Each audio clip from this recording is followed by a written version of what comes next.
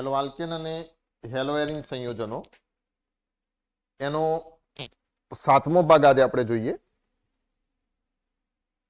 એમાં પણ હેલો આલ્કેનની બનાવટ આપણે છેલ્લા 3 લેક્ચરથી જોઈએ છે. આજે ચોથો ભાગ આપણે એનો જોઈશું. 3 લેક્ચરમાં આપણે બધી બનાવટ અને એના સમીકરણો જોઈ લીધા છે. આજે એના આધારિત કેટલાક પ્રશ્નો સોલ્વ કરીશું. એમાં પણ બુકની અંદર આપેલા છે લખાણ સંબંધી પ્રશ્નો, એ જોઈએ. તો લખાણ સંબંધી પ્રશ્ન 10.2 પહેલા જોઈએ. શું કહે છે કે આલ્કોહોલ સંયોજનોની કેઆઈ સાથેની પ્રક્રિયા દરમિયાન શા માટે સલ્ફ્યુરિક એસિડ વાપરવામાં આવતો નથી? હવે આપણને એમ થાય કે આ લોકો એમ કહી દીધું કે કેઆઈ સાથેની પ્રક્રિયા દરમિયાન શા માટે સલ્ફ્યુરિક એસિડ વાપરવામાં આવતો નથી. પણ પહેલી વાત તો એક આ પ્રશ્ન કેમ ઉપસ્થિત થયો? તો જુઓ, આલ્કોહોલમાંથી હેલો આલ્કેનની બનાવટ આપણે ભણી ગયા, એ હું તમને બતાવું. જેમ કે આ ROH આલ્કોહોલની NaBr અને H2SO4 સાથે પ્રક્રિયા કરી આપણને તો આલ્કાઇલ બ્રોમાઇડ મળ્યું. તો ધાત્વિય હેલાઇડ સાથે પ્રક્રિયા કરી છે તો આલ્કાઇલ બ્રોમાઇડ મળે છે. જેમ કે જોજો, એ પ્રક્રિયા હું અહીંયા કને પરથી લખું કે ભાઈ આપણે આ પ્રક્રિયા કરી કે ROH વત્તા NaBr gives પ્રક્રિયા H2SO4 ની હાજરીમાં કરી અને અહીંયા મને મળે છે RBr વત્તા આ જે Na છે એ H જોડે જતો રહે છે એટલે NaHSO4 અને વત્તા અહીંયા મળશે H2O. સમજો, અહીંથી એક H છૂટો પડ્યો ને, તો આ H જોડે ગયો, આ OH જોડે, એટલે શું બની ગયો? H2O. આ પ્રક્રિયા આપણે ભણેલા છીએ. પણ આ આવી પ્રક્રિયા જો આપણે અહીંયા બ્રોમિન દાખલ કર્યો, પણ મારે જો ધાત્વિય આયોડાઇડ મતલબ કે પોટેશિયમ આયોડાઇડનો ઉપયોગ કરી અને જો આ પ્રક્રિયા લખવી હોય તો હું લખવા ખાતર તો આમ લખી શકું કે ભાઈ RI વત્તા KHSO4 વત્તા H2O. પણ આ પ્રક્રિયા શક્ય છે મિત્રો, પણ આ પ્રક્રિયા થતી નથી અથવા તો કરવી હિતાવહ નથી. તો એ લોકો એટલા માટે પ્રશ્ન બનાવ્યો છે કે ભાઈ આલ્કોહોલ સંયોજનની કેઆઈ સાથેની પ્રક્રિયા દરમિયાન સલ્ફ્યુરિક એસિડ કેમ વાપરવામાં આવતો નથી? જો આ પ્રક્રિયા કરવી હોય મિત્રો તો આપણે સલ્ફ્યુરિક એસિડની જગ્યાએ ફોસ્ફોરિક એસિડ વાપરવો પડે. પણ આપણે હોય તો જે કારણ સમજવાનું કે કેમ સલ્ફ્યુરિક એસિડ વાપરાતો નથી. તો એક નાનકડું કારણ અહીંયા કને તમને કહી દઉં. H2SO4 જે છે એ ઓક્સિડેશન કરતા છે. એટલે પ્રક્રિયા દરમિયાન એ આ I- નું ઓક્સિડેશન કરી નાખે છે. એટલે પ્રક્રિયા આની ને H2SO4 ની થાય છે. આની પ્રક્રિયા આના જોડે થવા દેતો નથી, આલ્કોહોલ જોડે. એટલે કે વાપરવું હિતાવહ નથી. તો જુઓ, જેમ કે હું અહીંયા પ્રક્રિયા લખું તો થાય છે શું કે આ KI સાથે જ્યારે H2SO4 ની પ્રક્રિયા થાય છે મિત્રો, ત્યારે HI બને છે અને KHSO4 બને છે. એક વાત. અને બીજા સ્ટેપમાં શું થશે તો અહીંયા જે HI બને છે એનું આ H2SO4 વડે ઓક્સિડેશન થઈ જાય છે. મતલબ અહીંયા I2 મળી જાય છે.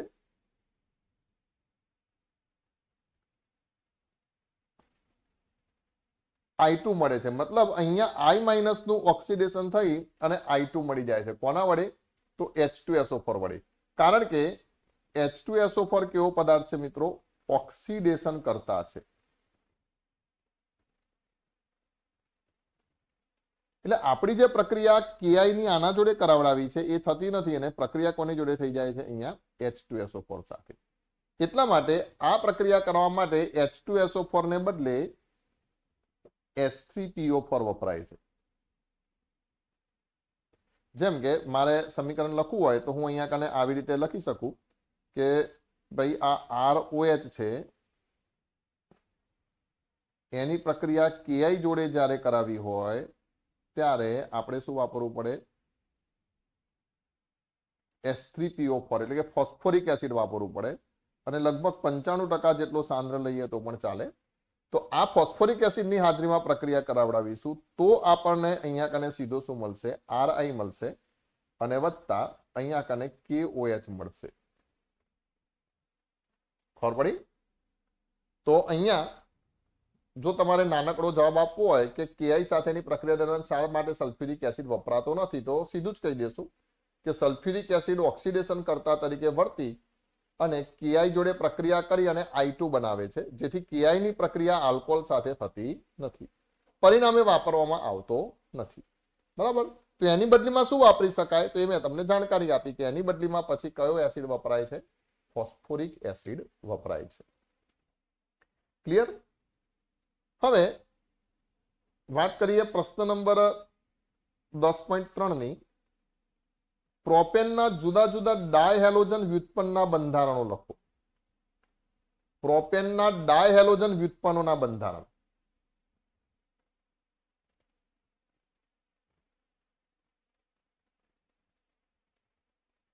પ્રોપેનના ડાયહેલોજન વ્યુત્પન્નો આપણે લખીએ.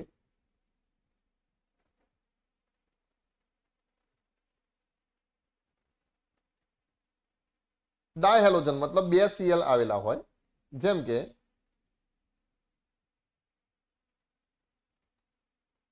એક આપણે લખી દઈએ CH2CH2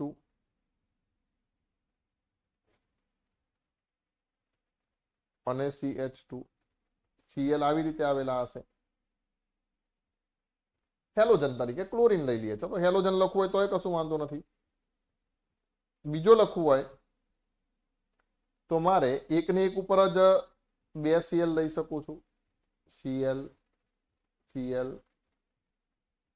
CH2 CH3. પછી એ જ રીતે ત્રીજું લખવું હોય તો પહેલાને બીજા ઉપર લઈ શકું છું હું. CH2 CH CH3 મતલબ અહીંયા Cl અહીંયા Cl. ખ્યાલ આવે છે ને? અને જો આ 3 થયા અને ચોથું લખીએ તો અહીંયા કને પણ બની શકે CH3C Cl Cl CH3 થાય ને? હવે સમજો જગ્યા 3 છે. એક સીધી વાત છે, જગ્યા આપણી જોડે કેટલી છે? 3. પ્રોપેન એટલે 1 2 3 જગ્યાથી અને વ્યક્તિ મતલબ કે ક્લોરીન કેટલા છે? 2 છે. તો તમે એક તો 1 1 કરી શકો, નંબર 1. પછી એ જ રીતે 2 2 કરી શકો, એ જ રીતે 1 2 કરી શકો અને ચોથું 1 3 કરી શકો. થાય ને? તો આ લોજિકલ જ વાત છે. સીધે સીધું યાદ રાખી દેવાનું છે કે ભાઈ આ 1 1 ડાયક્લોરોપ્રોપેન, 2 2 ડાયક્લોરોપ્રોપેન, 1 2 ડાયક્લોરોપ્રોપેન, 1 3 ડાયક્લોરોપ્રોપેન બનશે. થયું ને? 1 3 ડાયક્લોરોપ્રોપેન, 1 1 ડાયક્લોરોપ્રોપેન, 1 2 ડાયક્લોરોપ્રોપેન અને 2 2 ડાયક્લોરોપ્રોપેન. તો એ શું થયા? પ્રોપેનના ડાયહેલોજન વ્યુત્પન્નો. પછી ચોથો પ્રશ્ન શું કહે છે?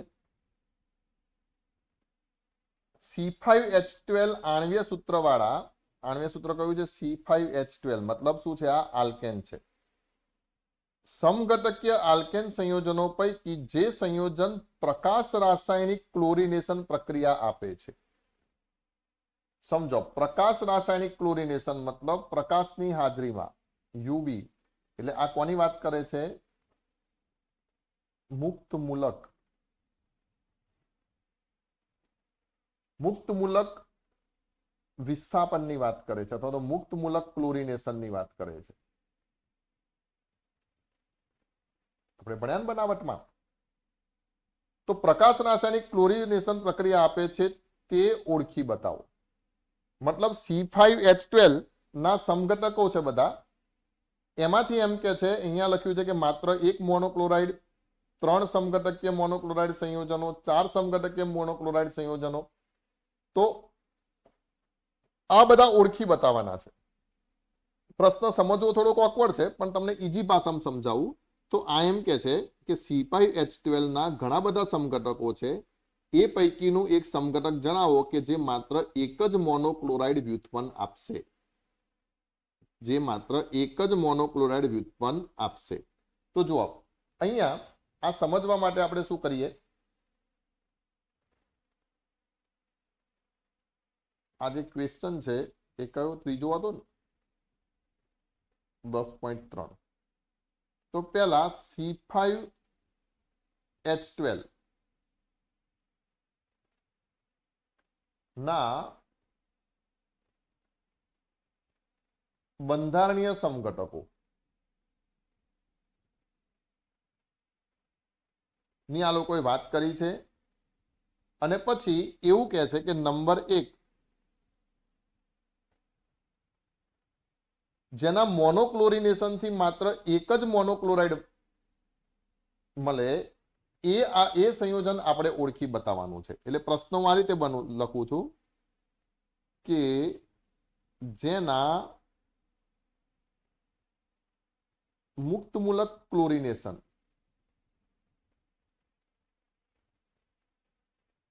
અથવા પ્રશ્નમાં શું છે, પ્રકાશ રાસાયણિક ક્લોરિનેશન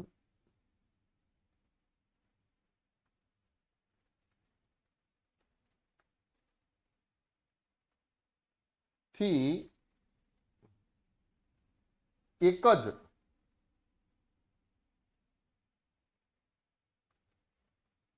મોનોક્લોરો વ્યુત્પન્ન મળે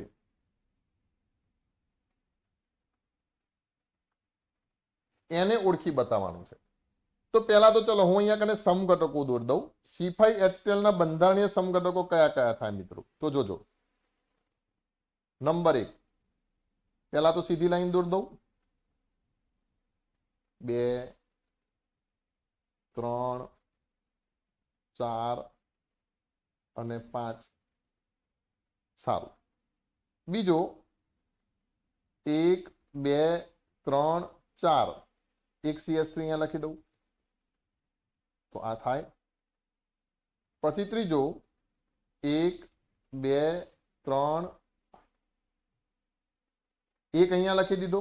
આને અહીંયા લખો કે અહીંયા લખો કશો ફરક પડવાનો નથી. એટલે હું શું કરું છું, આ 3 લઉં છું. એટલે આને કે અહીંયાથી આને ભૂસી નાખું તો એક આ મળશે. મતલબ એક CH3 અહીંયા કને, એક CH3 અહીંયા કને. ચલો અહીંયા કને CH3 લખી જ દઉં છું. અહીંયા CH3 લખ્યું, અહીંયા CH3 લખ્યું.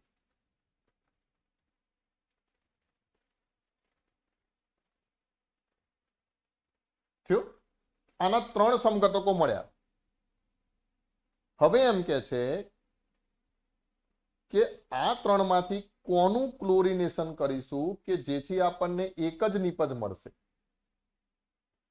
જેથી આપણને એક જ નિપજ મળશે. તો જો હવે કન્ડિશન સમજો. જો તમારે આનું ક્લોરિનેશન કરવું છે તો નિપજ મળવાની શક્યતા ક્યાં ક્યાં છે? એક તો અહીંયા નિપજ મળે, નંબર 1 ક્લોરીન અહીંયા કને આવી શકે, બીજું અહીંયા કને પણ આવી શકે. પછી ધ્યાન રાખજો ત્રીજું અહીંયા કને પણ આવી શકે ને, પણ પાછું અહીંયા નહીં લઈ શકું. કેમ? કારણ કે આ બીજું જ થઈ ગયું ને, અહીંથી પહેલું બીજું અહીંયા નહીં લઈ શકું. તો આ જે છે એ 3 વ્યુત્પન્ન આપશે. જ્યારે આ તો જુઓ પહેલું અહીંયા કને આવી શકે, બીજું અહીંયા કને આવી શકે,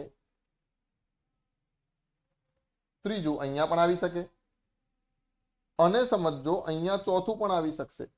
કેમ? કારણ કે ક્લોરીન અહીંયા દાખલ થાય, અહીંયા દાખલ થાય. તમને એમ થાય કે આ પહેલો કાર્બન ના આ પહેલો કાર્બન, પણ ચિંતા કરવાની જરૂર નથી. અહીંથી CH3 કયા નંબરે છે? તો પહેલા બીજા ત્રીજા, જ્યારે અહીંથી બીજા નંબરે. એટલે અહીંયા કને 4, અહીંયા કને ટોટલ કેટલા વ્યુત્પન્નો મળી શકે? 4. પણ અહીં તમે સમજો, અહીંયા આવે ક્લોરીન, અહીંયા આવે કે અહીંયા આવે, બધું સરખું જ છે ને? બધું સરખું છે. તો એનો મતલબ એમ કે આ એક જ જગ્યાએ અહીંયા કને ક્લોરીન આવશે. મતલબ કે તમે આની જો Cl2 સાથે પ્રક્રિયા કરો, પ્રકાશ રાસાયણિક ક્લોરિનેશન, તો અહીં તમને આ એક જ નિપજ મળશે. CH3C, CH3, CH3, CH2Cl. તો પહેલાનો જવાબ છે આપણો આન્સર નંબર એ. કોમ તો એમસીક્યુ માં પૂછે તો તમારે ખાલી જવાબ જ લખવાનો છે. એ કયો બનશે? નિયોપેન્ટેન બનશે. બનશે ને? હવે બીજા પ્રશ્નો ઉપર જઈએ. તો બીજો પ્રશ્ન શું કહે છે? 3 સમઘટકીય મોનોક્લોરાઇડ સંયોજનો મળે. મતલબ એમ કે છે કે આના કયા સમઘટક જોડે પ્રક્રિયા કરવાથી આપણને 3 નિપજ મળશે? 3 સમઘટકીય મોનોક્લોરાઇડ સંયોજનો મળે. તો આપણે અહીંયા કને જવાબ મળી ગયો. જો આ છે ને, આનાથી કેટલા મળે? 3 મળે. તો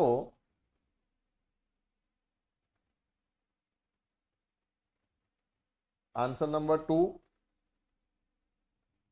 નોર્મલ પેન્ટેન.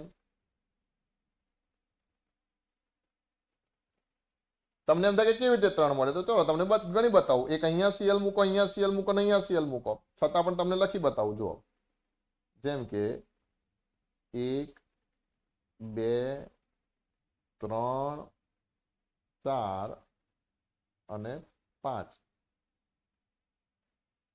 આનું આપણે કરી દઈએ છીએ મોનોક્લોરિનેશન,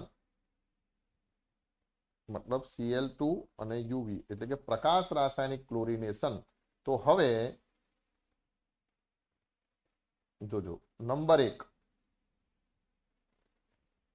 1 2 3 4 અને અહીંથી વિસ્થાપન થાય તો Cl અહીંયા આવી શકે.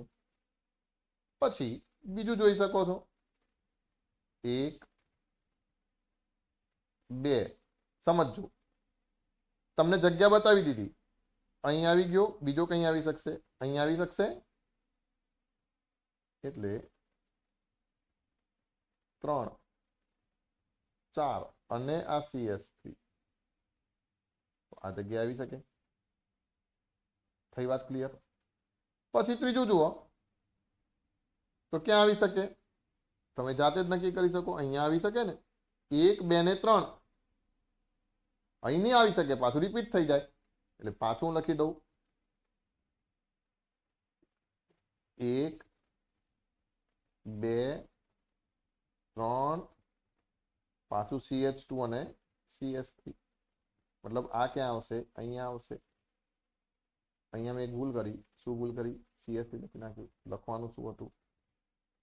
Cl લખવાનું હતું. થઈ ગયું. તો આ આન્સર નંબર 2. અને હવે આન્સર નંબર 3 જોઈએ. શું કે છે? 4 સમઘટકીય મોનોક્લોરાઇડ સંયોજન મળે. એટલે એમ કે છે કે આનો એવો કયો સમઘટક છે કે જેનું પ્રકાશ રાસાયણિક ક્લોરિનેશન કરવાથી 4 સમઘટકીય મોનોક્લોરાઇડ સંયોજનો મળે? તો ક્લિયર વાત? તમને બતાવી જ દીધું છે. અહીંયા કેટલા મળશે? 4 મળશે ને.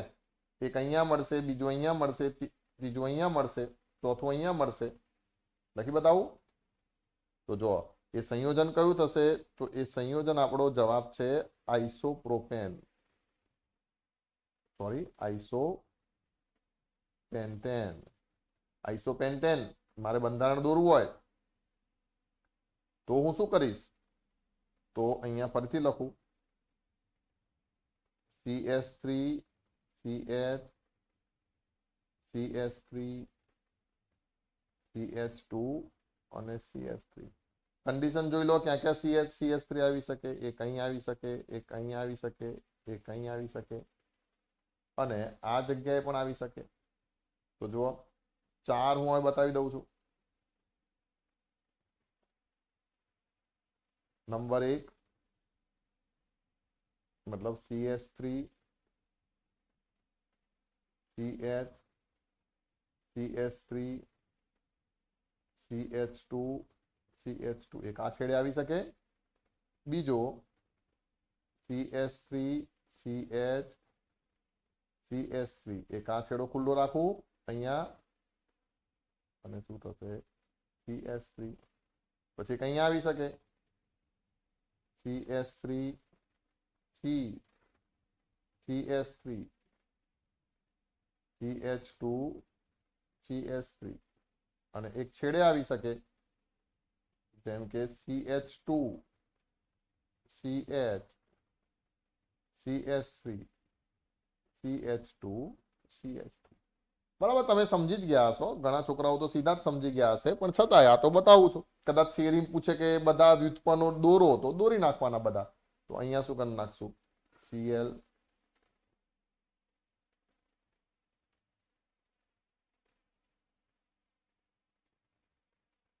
થઈ ગયું. તો આઇસોપેન્ટેન અથવા તો 2 મિથાઇલ બ્યુટેન, બીજાનો જવાબ શું તો નોર્મલ પેન્ટેન અથવા તો પેન્ટેન, અને પહેલાનો જવાબ શું હતો નિયોપેન્ટેન અથવા તો 2,2 ડાયમિથાઇલ પ્રોપેન. ચલો વાત ક્લિયર. તો આપણે C5H12 ના પ્રકાશ રાસાયણિક ક્લોરિનેશન થી આના સમઘટકો જે છે એના કેટલા વ્યુત્પન્ન મળશે એની ચર્ચા કરી. હવે પાંચમો પ્રશ્ન જોઈએ, 10.5. તો જુઓ, નીચે દર્શાવેલી દરેક પ્રક્રિયાની મુખ્ય મોનોહેલો નિપજના બંધારણ દોરો. તો સમજો, આ જો અહીંયા અમુક જે શક્ય છે એ સીધું અહીંયા જ બતાવી દઉં છું. આ તમને ખબર છે મિત્રો, અહીંયા નિપજ શું મળશે? તો પહેલા સાયક્લોહેક્ઝેન દોરી દઉં. સાયક્લોહેક્ઝેન આલ્કોહોલમાંથી હેલોજન બંધની બનાવટ. તો અહીંયા આ જે મુખ્ય નિપજ જે છે એ શું મળશે? અહીંયા કને શું આવી જશે મિત્રો? Cl આવી જશે. બરાબર. હજી મારે લખવું હોય તો આ પ્રક્રિયા સમીકરણ તમને ખબર છે. સોરી, આ પેલું બેન્ઝીન છે ને મારા બેટું, આપણે આ ભૂલ થઈ જ જાય. સાયક્લોહેક્ઝેન છે તો બેન્ઝીન તો દોરવાનું જ નથી. તો વત્તા અહીંયા શું ઉત્પન્ન થશે? SO2 અને પછી શું મળશે? HCl. સમજો, અહીંયા કઈ એવું નિપજ નથી કીધું, ખાલી એમ જ કહે છે કે ભાઈ એ મુખ્ય નિપજ હશે એનું તમારે બંધારણ દોરવાનું છે. તો આપણે આ મુખ્ય નિપજનું બંધારણ દોરી દીધું. પછી કહે છે કે આનું જુઓ, Br2 ગરમી અથવા યુવી પ્રકાશ, મતલબ આ મુક્ત મૂલક પ્રક્રિયા થઈ ગઈ, મુક્ત મૂલક ક્લોરિનેશન. તો મારે જો આની નિપજ બનાવી હોય તો કેમ બનાવાશે? તો જોજો, Br2 છે અને મુક્ત મૂલક હેલોજિનેશન. તો બેન્ઝીન રિંગ ઉપર તો જશે નહીં, પહેલી વસ્તુ છે એ આ જગ્યાએ આવશે. તો આ છે 1 ડિગ્રી કાર્બન અને આ છે 2 ડિગ્રી કાર્બન. મતલબ નિપજ બે મળી શકે છે મિત્રો. Br અહીંયા પણ આવી શકે છે 1 ડિગ્રીમાં પણ, અને 2 ડિગ્રીમાં પણ આવી શકે છે. પણ એને શું કીધું? મુખ્ય મોનોહેલો નિપજ. તો અહીંયા 2 ડિગ્રી કરતા 1 ડિગ્રીનું પ્રમાણ જે છે એ વધુ હશે, આપણે જાણીએ છીએ. એટલે જો મારે નિપજ દોરવી હોય, મતલબ કે બીજાનો જવાબ લખવો હોય, તો અહીંયા હું શું લખીશ? તો જોજો,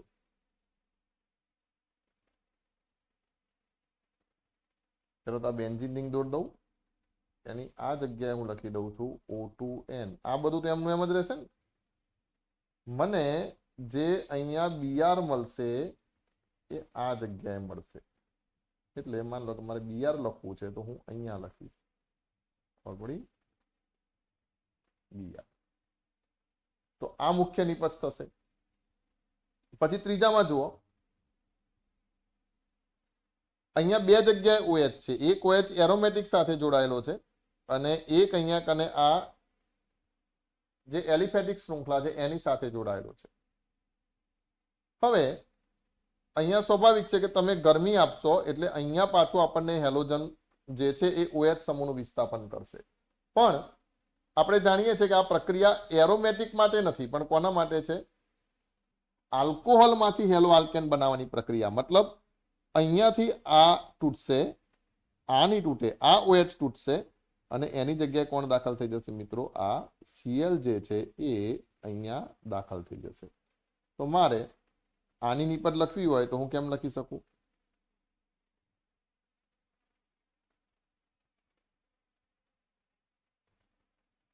આ OH એમનો એમ રહેશે, એને કોઈ અડપલા નહીં કરવાના. એરોમેટિક OH, એરોમેટિકમાં બંધ નહીં તૂટે. પણ આ જગ્યાએ હવે CH2 ની જગ્યાએ મને અહીંયા કને હવે શું મળશે? Cl મળશે. બરાબર. તો એની આ મુખ્ય નિપજ થશે. હજી વત્તા કઈ લખવું એટલે લખીએ હેડો ને ભાઈ, આ OH છે ને આ H છે એટલે શું છૂટો પડશે? H2O છૂટો પડશે. હવે આ જુઓ, ચોથા નંબરની પ્રક્રિયા જુઓ મિત્રો, CH3 ની HI સાથે પ્રક્રિયા. તો આપણને કઈ નિપજ મળશે? તો ચલો એક વખત હું બેન્ઝીન રિંગ દોરી રહ્યા. અરે બેન્ઝીન રિંગ નથી, આ પાછી આ શું છે? સાયક્લોહેક્ઝીન ચક્ર છે. એમાં અહીંયા કને આવું આવેલું છે ડબલ બોન્ડ, મતલબ આ મિથાઇલ સાયક્લોહેક્ઝીન છે. આનું નામ કેવું શું કહેવાય? 1 મિથાઇલ સાયક્લોહેક્સ 1 ઇન કહેવાય ને. તો જોજો તમે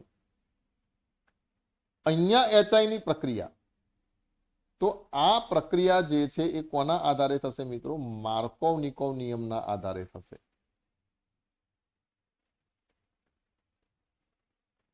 અને માર્કો-નિકોવ નિયમના આધારે તમને ખબર છે કે જે સ્થાયી મુક્ત મૂલક બને, મતલબ 3 ડિગ્રી, 2 ડિગ્રી અને 1 ડિગ્રી, નિપજનું પ્રમાણ સૌથી વધારે કોનું હોય? તો જો 3 ડિગ્રી કાર્બન હશે તો ત્યાં કને આયોડીન જોડાશે. જો 3 ડિગ્રી ના હોય તો 2 ડિગ્રી સાથે આયોડીન જોડાય, નહીતર પછી 1 ડિગ્રી તો છે જ. તો અહીંયા તમે જુઓ, આ જે કાર્બન જે છે એ કેવો થશે? 2 ડિગ્રી થશે. અહીંયાથી જે મુક્ત મૂલક બનશે એ પ્રક્રિયા દરમિયાન, અને અહીંયા જે મુક્ત મૂલક બનશે એ કેવો બનશે મિત્રો? 3 ડિગ્રી બનશે. તો અહીંયા સ્વાભાવિક છે આ જગ્યાએ આયોડીન આવશે. ખબર પડી વાત? તો માર્કો-નિકોવ પ્રમાણે એવું યાદ રાખી લેવાનું તમારે કે જ્યારે હેલોજન જે છે, અને નિયમ શું છે? તો નિયમ પણ કહી દઉં કે જ્યારે આલ્કિન સંયોજનોની અસમ પ્રક્રિયક સાથે પ્રક્રિયા થાય છે ત્યારે શું થાય છે? તો હેલોજન સમૂહ ઓછા હાઇડ્રોજન ધરાવતા કાર્બન સાથે જોડાય છે. તો એ રીતે પણ તમે કહી શકો છો, અહીંયા કેટલા હાઇડ્રોજન છે? અહીંયા હજી 1 હાઇડ્રોજન છે, જ્યારે અહીંયા હાઇડ્રોજન કેવા છે? 0, એક પણ હાઇડ્રોજન નથી. તો અહીંયા આ જગ્યાએ ઓછા હાઇડ્રોજન, એટલે આ જગ્યાએ શું આવશે? I આવશે. બરાબર? તો આ જગ્યાએ I આવશે, સમજો ને. આ જગ્યાએ H આવશે, એટલે ડબલ બોન્ડ જે છે એ તો મારે શું કરી દેવો પડશે? દૂર કરી દેવો પડશે. તો અહીંયા 1 આયોડો 1 મિથાઇલ સાયક્લોહેક્ઝેન એવી આપણને નિપજ મળશે. પછી પાંચમું જુઓ, Br ની જગ્યાએ I દાખલ કરવાનો છે. નાનાને બદલે મોટા, નાનાને બદલે મોટા, વાક્ય યાદ આવ્યું? કઈ પ્રક્રિયા છે આ? ફ્રિંકલ-સ્ટેન પ્રક્રિયા છે. તો આ તો આપણી ફ્રિંકલ-સ્ટેન પ્રક્રિયા. તો શુષ્ક ઈથરની હાજરીમાં અહીંયા ફ્રિંકલ-સ્ટેન પ્રક્રિયા કરશું એટલે આપણને નિપજ શું મળશે? CH3 CH2 અને Br ની જગ્યાએ શું મળી જશે? I મળી જશે, અને NaBr થઈ જશે. બરાબર? ચલો છઠ્ઠું જોઈ લઈએ. તો જો છઠ્ઠામાં શું કહે છે? અહીંયા સાયક્લોહેક્ઝીન આપેલો છે અને આ બ્રોમિન પ્રક્રિયા કરે છે Br2. પણ જો ધ્યાન રાખજો, બ્રોમિન યોગશીલ પ્રક્રિયા પણ કરી શકે, Br2 છે એટલે. અને આ જ બ્રોમિન એ હેલોજિનેશન પ્રક્રિયા પણ કરી શકે, મુક્ત મૂલક હેલોજિનેશન પણ કરી શકે. પણ યોગશીલ કરશે કે મુક્ત મૂલક હેલોજિનેશન, એ કોના ઉપરથી ખબર પડે? તો અહીંથી ખબર પડી જાય. UV પ્રકાશ, ગરમી, મતલબ આ શું છે? મુક્ત મૂલક હેલોજિનેશન, એટલે કે મુક્ત મૂલક પ્રક્રિયા છે. તો ધ્યાન રાખજો, મુક્ત મૂલક પ્રક્રિયા છે એટલે આ Br ક્યાં જશે? તો અહીંયા નહીં આવી શકે, એની જોડેના કાર્બન ઉપર આવશે. એટલે જો મારે નિપજ લખવી હોય તો નિપજ શું લખી શકીશ? ડબલ બોન્ડ આ એમ નો એમ રહેશે, એને કોઈ છેડખાની કરવાની નથી, અને આ જગ્યાએ મને શું મળશે? નિપજ મળશે. ખબર પડી? અને અહીંથી H નું વિસ્થાપન થયું એટલે -HBr. એ તો ચલો ઠીક છે, આપણે નિપજ લખવાની છે તો નિપજ લખીશું. તો આ જગ્યાએ મને નિપજ મળશે. R આવું થઈ ગયું. અખણો કરી નાખું જરા આર ને. હા, થઈ ગયો. હવે જુઓ કયો સમૂહ બન્યો, તો 1 બ્રોમો સાયક્લોહેક્ઝીન અથવા તો સાયક્લોહેગ ના 1 બ્રોમો નહીં, અહીંયા 1 અને અહીંયા કયો નંબર આપીશું 2 બ્રોમો સાયક્લોહેક્ઝવનિન. અને બીજું અહીંયા એલાઇલિક હેલાઇડ બન્યું. ખબર પડી ને, આ શું છે? એલાઇલિક હેલાઇડ છે. બરાબર. તો અહીંયા કેટલાક લખાણ સંબંધી પ્રશ્નો આપણે જોયા. કયા ટોપિકને લગતા? તો આ બધા જ લખાણ સંબંધી પ્રશ્નો છે એ આલ્કોહોલમાંથી હેલો આલ્કેનની બનાવટને લગતા બધા જ મિત્રો પ્રશ્નો છે. સોરી, એવું નહીં કે આલ્કોહોલમાંથી, પણ એમ કે હેલો આલ્કેનની બનાવટના સમીકરણોના બધા પ્રશ્નો છે. તો ફરીથી તમે આ બધા પ્રશ્નો જોજો અને છતાં પણ ના ખ્યાલ આવે તો મને કહેજો.